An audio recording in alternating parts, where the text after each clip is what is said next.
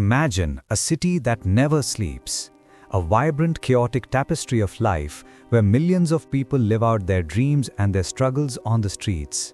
But what if those very streets, a place of refuge for the most vulnerable, became a hunting ground? What if a mysterious faceless killer stalked the night, leaving behind a trail of shattered lives and a city gripped by terror? Welcome to Let's Deep Dive podcast.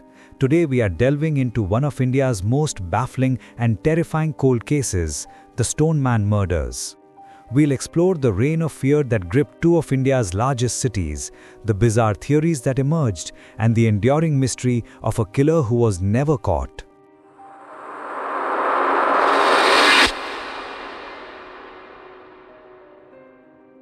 Our story begins in the mid-1980s in the sprawling, bustling metropolis of Bombay, now Mumbai. At the time, the city was a hub of opportunity, but it was also home to a large population of homeless people who slept on pavements and under bridges. For them, the nights were a constant gamble with safety. But between 1985 and 1987, that gamble turned into a deadly game of chance. A new sinister pattern began to emerge. Homeless individuals, mostly men, were being found brutally murdered in the Sion and King's Circle areas. The modus operandi was always the same: a single crushing blow to the head with a heavy stone or concrete slab, often weighing up to 30 kilograms. There were no witnesses, no signs of struggle, and no apparent motive. The killer left no fingerprints, no clues, nothing. The victims were often solitary sleepers, making them easy targets. Initially, the police dismissed the deaths as random acts of violence or even accidents. But as the body count rose, a grim reality set in. This wasn't a series of isolated incidents. It was the work of a serial killer. The media, desperate for a name for this elusive phantom, coined the term, the Stoneman. The public was terrified. The killings of the most vulnerable citizens highlighted a deep-seated fear and a failure of the system to protect them. The police, facing immense pressure, stepped up patrols, but the killer remained one step ahead, a ghost in the urban night. After claiming a dozen lives, the murders in Mumbai suddenly and inexplicably stopped. Just 2 years later, in the summer of 1989, a similar reign of terror began, this time in the city of Calcutta, now Kolkata. The MO was eerily familiar. Homeless pavement dwellers were being killed in their sleep with a heavy stone. The police and the public immediately recognized the pattern. The Stone Man had returned, or so it seemed. The murders in Kolkata were equally brutal and perplexing. From June 1989 to February 1990, at least 12 people were found dead, their heads crushed. The murder weapon was a stone, often weighing over 10 kilograms. The victims were, once again, the city's most defenseless, vagrants and beggars.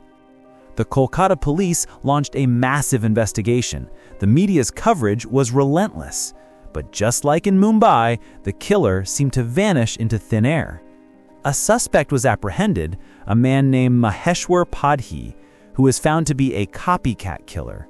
But the true Stoneman of Kolkata, the one responsible for the original string of murders, was never found. The similarities between the two crime sprees were undeniable. Were they committed by the same person? Or was the Kolkata killer a copycat, inspired by the infamous crimes in Mumbai? The decades-long gap and the geographical distance made a single killer seem unlikely, but not impossible. The mystery only deepened.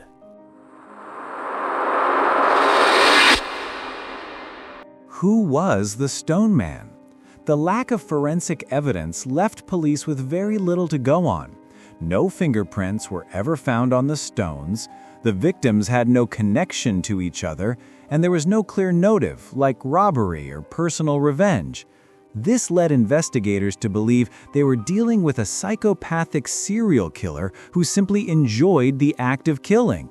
The victims were chosen for their vulnerability and the fact that their deaths would likely not be a high priority for a police force already stretched thin. Over the years, several theories have been proposed.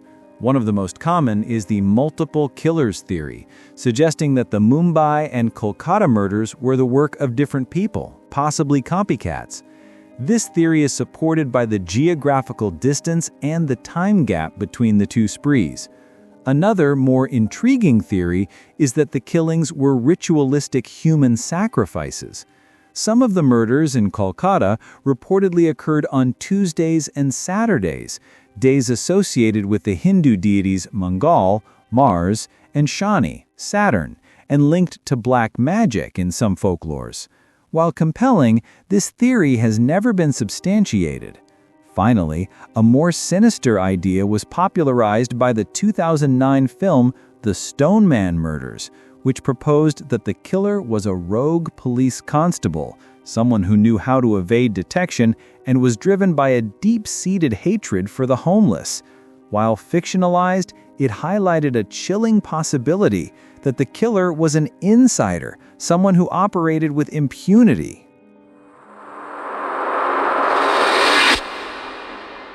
The Stoneman murders have left an indelible mark on India's crime history. They are a chilling reminder of the vulnerabilities within urban spaces and the limitations of criminal investigations. The case highlighted the immense challenges faced by police in a country with a massive, transient population, where victims are often marginalized and their deaths go unnoticed. The terror of the Stoneman was not just about the murders themselves, it was about the psychological fear he instilled in an entire community. A railway porter in Kolkata, Ram Das, was quoted in a news report at the time expressing the fear of his community. "Why are the gods so angry with us? We are so poor and have nothing to eat. Now there is this madman trying to kill us. What have we done to deserve this?" His words perfectly captured the sense of helplessness and despair that must have permeated the streets. For those who had nothing, their one possession, their life, was being taken away by a silent, unseen force. Today, the Stoneman murders remain officially unsolved. The files are cold, the killer is a phantom, and the victims are largely forgotten by time, their stories buried under the weight of an unsolved mystery. So, what became of the Stoneman? Did he simply stop killing? Did he die? Or is he still out there, a shadow in a different city, a different country, his thirst for violence sated, or perhaps waiting to strike again? The most terrifying part of this story is not just the brutality of the crimes, but the profound silence that follows, the absence of an answer. We may never know the truth behind the Stoneman. We don't know his name, his face, or his motive. He is a testament to the fact that some mysteries are never meant to be solved, and some monsters are never caught. The Stoneman murders serve as a stark and sobering chapter in the history of true crime. They remind us that even in the most crowded of places, you can be utterly alone, and a perfect crime is not one that is flawlessly executed, but one whose victims are so forgotten that no one even cares to look for the killer. Thank you for joining me on this journey into the unknown. If you're interested in more stories of unsolved mysteries and true crime, be sure to subscribe to Let's Deep Dive on your favorite podcast platform. Next time, we'll be exploring another chilling case that shook the nation. Until then, stay safe and remember that sometimes the greatest terror lies in the unknown.